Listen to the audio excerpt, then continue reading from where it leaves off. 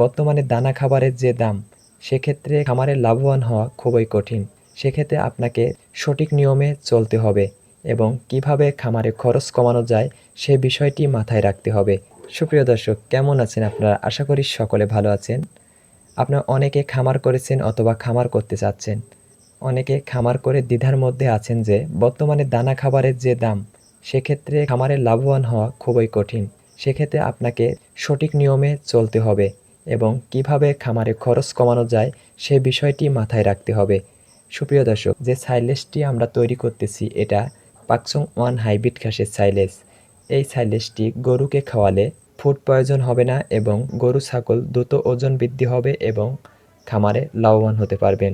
Pakchong one hybrid ঘাসের সাইলেজটি দীর্ঘদিন টিকসই। এই সাইলেজটি আপনারা 2 থেকে 3 বছর রেখে গরু ছাগলকে খাওয়াতে পারবেন। যাদের লাগবে অবশ্যই স্ক্রিনে থাকা নাম্বারে যোগাযোগ করবেন। আমরা কুরিয়ারের মাধ্যমে বাংলাদেশের সকল স্থানে পৌঁছে দিয়ে থাকি।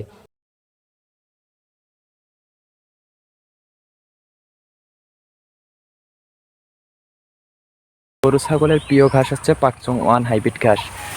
সুপ্রিয় দর্শক, আপনারা দেখতেই পাচ্ছেন কতটা বাম্পার ফলন হয়েছে।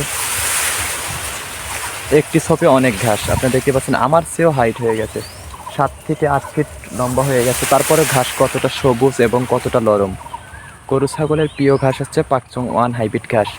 যাদের এই ঘাসের কাটিং লাগবে অবশ্যই স্ক্রিনে থাকা নাম্বারে যোগাযোগ করবেন।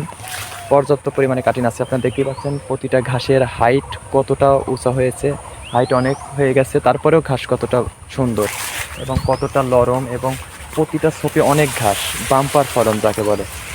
আপনারা দেখতেই পাচ্ছেন পর্যাপ্ত পরিমাণে কাটিং আছে। অবশ্যই স্ক্রিনে থাকা নাম্বারে যোগাযোগ করবেন। আমরা কুরিয়ারের মাধ্যমে বাংলাদেশের সকল স্থানে পৌঁছে দিয়ে থাকি। সুপ্রিয় দর্শক, আমি দূর থেকে দেখিয়ে দিচ্ছি কতটা ফলন হয়েছে, আপনারা দেখতেই পাচ্ছেন।